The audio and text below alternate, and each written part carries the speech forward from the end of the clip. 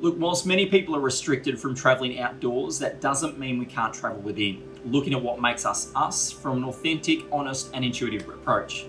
So there's a core version of us that resides within, a part of you and I that knows the truth about everything in our lives. But over the years, that core self has become distracted, covered over, influenced by other people's agenda, disorientated, and you've probably trained yourself to stop using this inner power, which has probably led to confusion, a lack of empowerment, and feeling disconnected from who you truly are.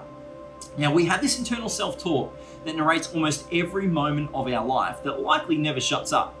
Now, what most people don't realize is that this inner voice, which is often judgmental, negative, fearful, and constantly encourages us to play life at a small and safe level, is actually not us. It's not you. That voice is just a set of beliefs and opinions that's been picked up through our own experiences that is now masquerading as our own beliefs and opinions, claiming to know certain things irrespective that often it's very wrong. Imagine having a co-pilot in life that is constantly scaring you and alarming you about certain things going to happen, even though the last 20 times it's done that, those scary and alarming things just didn't actually happen. So what would you do?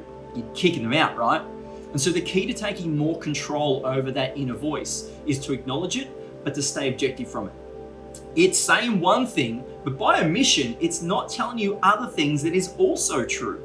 Now, you are not your inner voice. You are the person that hears it, and you get to decide on what you're going to do about what you hear. Both desirable and undesirable things are going to happen in life, no matter what your inner self-talk tells you about the future. So spending valuable time worried about when the weather's going to change is wasting your time and opportunities that you could be taking action with. Now, I want you to realize as quickly as you can, there is no point to constantly trying to figure everything out or being worried about things, because that doesn't help you solve the problem. The main problem is all that wasted energy that your inner voice convinces you to invest on worrying and feeling anxious or replaying experiences over and over in your mind. Your inner voice will become louder when there's a buildup of energy that's not allowed to flow through you. Your brain with energy is the mind, and it's your mind that experiences thoughts and feelings. Take away the energy, there are no thoughts, there are no feelings, there is no mind. It's just the brain again. And this is why we need to become a master of flow within our energies. We need to let feelings flow through us, not to block them. We're not trying to hold on to them either, but we're trying to let them flow through us. Your inner voice will talk more loudly and more incessantly when you're not in balance with yourself. And the way to release these energy blocks is to talk about it and to feel it, respecting whatever it is that you're feeling and allow it to pass through you.